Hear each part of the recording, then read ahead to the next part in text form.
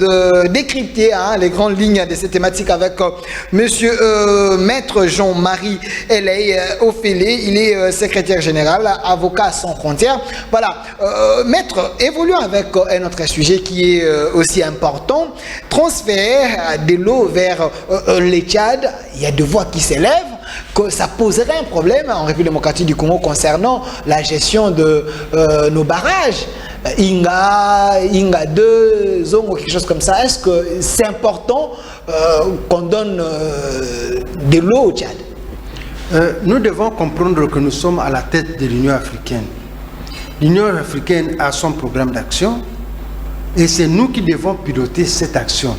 La politique du président Tshisekedi doit s'harmoniser avec la politique de l'Union africaine. Il ne faut pas que pour le financement qui est déjà acquis, pont route, rail, Kinshasa-Brazza, nous disons non tant qu'on n'a pas construit le port de bananes. Maintenant, il y a un problème réel. Le lac Tchad se dessèche. Et selon l'Union africaine, qui a un programme bien établi, il faut que l'on transfère une partie des eaux de la rivière Ubangi vers le Tchad. Parce qu'il y a un problème, nous sommes dans une communauté. Et la triste réalité, c'est quoi? Que nous devons affronter les problèmes et discuter sérieusement. Parce que tant que le désert avance, tant qu'il n'y a pas de l'eau au Tchad, on dit le lac Tchad est comme l'Égypte qui est dedans du Nil. Donc nos frères tchadiens, avec le temps, seront obligés de venir habiter avec nous en Ubangi. Parce que la guerre de demain, c'est la guerre de l'eau. Nous devons nous comprendre que nous devons proposer des solutions. Donc on est obligé, la RDC est obligée à donner de l'eau aux Tchadiens pour éviter les pires demain. Mais oui, parce que vous évitez le problème. Mais il viendra. Vous devez, quand vous suivez les mutations en Afrique, et je suis très content que le professeur Ndewel soit avec le président là-bas. Nous n'avons pas toujours été ici. Quand vous prenez les Ngombe qui sont à l'équateur, avec les Camerounais, quand ils parlent, ils se comprennent. Parce que même les frontières qui sont chez nous ici, ce sont des frontières artificielles. Vous trouvez des Tekeumbusi, des Bateke qui sont ici, le long du fleuve. Mais ils vont vénérer leur chef qui est là, à Mbé, au Congo-Brazza. Quand vous prenez seulement le fleuve, vous avez Ifondo français, Ifondo belge. L'Iranga français, l'Iranga belge. Quand vous arrivez à Guadolité, le centrafricain, ce n'est pas un étranger, c'est son frère. Il y a des gens qui sont issus de la même famille, du même clan. Les uns sont centrafricains, les autres sont congolais. Alors on peut avoir la bonne volonté d'aider les Tchadiens. Alors les conséquences seraient quoi si on refuse? Parce que nous aussi, nous devons quand même gérer ces grands pays à la dimension d'un continent. Alors il y aura manque d'électricité, trop de problèmes. Non, mais il faut dialoguer. Et c'est nous qui devons proposer des solutions. Nous sommes devant un fait accompli. C'est le président Tshisekedi qui est là, à la tête de l'Union africaine. Ce n'est plus le président du Congo. Il doit faire la politique de l'Union africaine. Et puis, en droit international public, un pays ne peut pas évoquer les imperfections de son droit interne pour ne pas accomplir ses obligations internationales. Donc, le président Tshisekedi doit trouver une solution à ce problème de nos frères tchadiens qui souffrent. Le lac Tchad se dessèche. Ils ont besoin de l'eau de la rivière Ubangi. Il y a des experts là à l'Union africaine. Ce dossier-là sera géré par lui. Voilà. Et lui doit proposer des solutions. Et la société civile que nous êtes, nous sommes la société civile panafricaine. Nous devons nous investir pour trouver des solutions à ce problème africain. Merci, maître Jean-Marie Eley Ofélé. Donc, voilà. Vous avez dit que le chef de l'État, il est devant un dilemme, il est obligé de trouver la solution à ces problèmes. Alors, il y a un autre sujet, il nous reste quelques minutes, la problématique de vaccins anti-Covid. Partout dans le monde, il y a des pays qui commandent. Il y a l'Afrique du Sud avait commandé un vaccin, ce vaccin n'était pas bon, ils ont changé un autre vaccin. Alors, pensez-vous que sur le plan mondial, c'était juste un projet pour amasser l'argent, ou soit cette maladie elle est réellement réelle, ou soit c'est une maladie provoquée pour que les milliardaires se font encore trop de fric? Je vous dis que par rapport au vaccin, il y a une grande lutte entre les firmes pour commercialiser les vaccins. Et jusqu'à présent, il n'y a pas vraiment un vaccin fiable pour lequel on peut dire que bon, il guérit. Les vaccins russes semblent être meilleurs. Semblent être. Mais est-il que quand vous voyez l'opinion générale de la société civile congolaise, la population s'en méfie. Je me rappelle bien lorsque le comité national de riposte a commencé à parler du vaccin pour Ebola, la population s'est soulevée et le comité s'est retraité. Je pense que nous avons des experts sérieux. On ne va pas faire passer des études et il ne faut pas que les Congolais soient comme des cobayes. Parce qu'en matière de médicaments, c'est une lutte, c'est une affaire de beaucoup d'argent.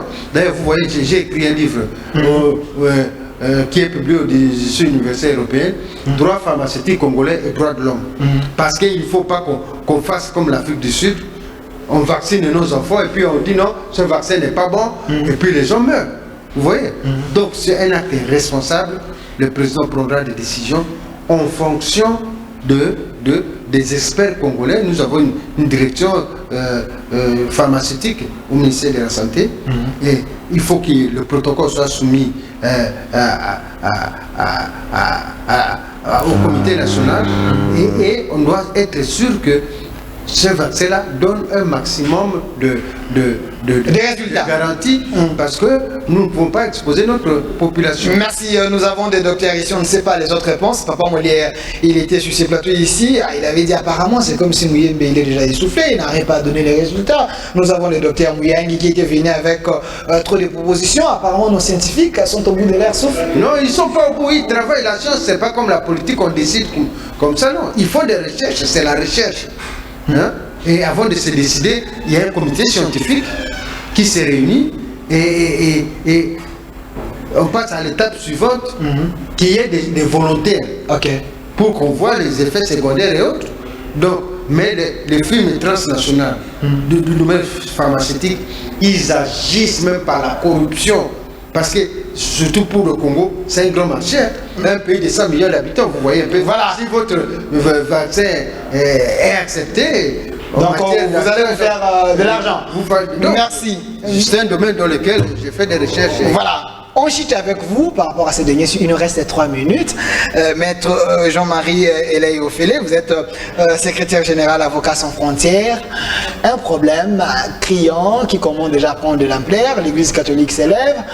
Pas des glissements en 2023. Il faut organiser les élections. La présidence semble ne pas être à bon parfum avec cette Église pour dire que non, il y a encore le temps. Pensez-vous que cette guerre, comment timidement, peut créer des tempêtes demain? Non. La gestion de demain, c'est la prospective, papa. L'Église catholique a posé un problème réel. Et aujourd'hui même, j'ai suivi un communiqué de la présidence pour dire que l'Église devait se gérer dans un problème qui... Pas d'ingérence. Non, papa. C'est le même discours de l'époque de Kabila. Alors, nous devons cesser avec les Djalelo. Parce qu'il y a un terme pour chaque élection. À partir du moment où le délai de 5 ans se termine, les autres Congolais aussi veulent arriver au pouvoir. Alors, si vous voulez glisser, alors vous devez glisser avec eux. Parce que nous avons plus de 500 partis politiques. Vous ne leur demanderez pas, non, nous avons des problèmes, nous glissons. Donc, si vous voulez glisser, c'est de manière consensuelle dès aujourd'hui. Mais Tshisekedi a perdu déjà, selon Basil Olongo, selon M. Basil Olongo, l'ancien ministre de l'Intérieur, il a dit que Tshisekedi a perdu déjà 2 ans. Alors il faut accepter qu'on a même en 2028 une manière de commencer par les recensements, ce qui est important. Et aussi aller mollo, il ne faut pas faire les élections pour faire. Il n'a pas besoin de ce genre de discours flatteur. J'ai vu des gens qui ne juraient que par Kabila. Aujourd'hui, ils parlent du mal du président Kabila. Non. Nous devons trouver des solutions ensemble. Et l'Église catholique, qui est une grande organisation de la société civile, pose le problème clairement dès maintenant. Donc, la priorité pour le gouvernement qui va arriver. C'est les élections. Mettre l'argent de côté pour organiser les élections. Oui. Là, trouver de l'argent, faire le recensement pour que dans le délai légal, les élections aient lieu. Et au cas où les élections n'ont pas lieu, donc vous devez gérer avec tout le monde. Donc on se met d'accord pour un consensus juste. Il faut un consensus parce que les élections sans consensus ne nous amèneront à rien. Mais là alors, je suis tenté de donner à Kabila fils raison quand il avait dit vous devez choisir une chose entre le développement et les élections. Qu'est-ce que vous voulez? Parce que lui pensait que les élections coûtaient beaucoup à la République parce qu'après 5 ans vous organisez les élections. Cet argent si vous le mettez dans le développement, vous pouvez aller plus loin. Alors si Basil Olongo propose à Tshisekedi d'aller même en 2028, une manière, s'il vous plaît, une manière d'organiser bien les choses, qu'il n'y ait pas les élections chaotiques, parce qu'on ne connaît pas aujourd'hui, le peuple congolais n'a pas une carte d'identité, alors il faut aller mollo. Est-ce qu'il faut aller seulement aux élections? Il y a aussi d'autres priorités. Parce que nous sommes dans la démocratie libérale. Il y a l'alternance, il y a le pouvoir, l'opposition. Et dans la période où on gère, on est élu, les autres voudraient aussi arriver au pouvoir. Il y a un problème et c'est leur droit. Parce que quand vous prenez même, nous avons une charte africaine pour la démocratie. Donc, nous les Africains, nous ne sommes pas des sous-peuples. Mais il y a moyen de trouver un consensus. Mais dès que le gouvernement sort, le Premier ministre, sa première tâche, c'est le recensement. C'est les élections des membres du nouveau bureau de la CENI. Et c'est les élections, ils doivent commencer à... Je parie que certes on veut faire le développement, mais il n'aura pas le temps. Donc pour vous l'axe prioritaire de ce nouveau gouvernement Sama Lukonde, c'est organiser les élections, pas le développement. Non, ouais, encore les sociales. Donc qu'est-ce que vous appelez le social? Parce qu'il y a de la macalme quand les gens parlent de ça. On est déjà à la fin, maître. Donc le développement ne veut pas ça faire dans 2 ans. C'est un processus. Donc il faut organiser les élections comme disent les catholiques. Et si dans le délai, vous n'organisez pas des élections, tout le monde veut gérer. Voilà. Et toutes ces 500 partis politiques, ils ne laisseront pas le président. Merci. Ça, c'est clair. Merci. Donc, il faut... L'Église catholique a raison de poser le problème dès maintenant. Merci, maître. C'était également votre mot de la fin. Je rappelle que sur ces plateaux, j'étais avec maître Jean-Marie Lofélé. Il est secrétaire général, avocat sans frontières. Merci d'avoir répondu à notre invitation. Et j'ai lancé aussi un message. J'ai dit un grand merci au président Gabriel Mokia qui est toujours à tout moment avec nous. Vous avez compris que la République démocratique du Congo a besoin des hommes forts, comme vous également, pour élever ces grands défis. Vous avez demandé, si possible, qu'on vous donne le ministère de la Défense. Les pays est en insécurité. Espérons que Sama Lukonde va le faire. Je salue aussi votre chère épouse, Madame Yolande. Merci pour vos conseils. Restez fidèles à cette émission au centre. Suivez-nous chaque jour à partir de lundi en direct et puis la rediffusion à 23h35. Restez fidèles à nos programmes. Au revoir. Et nous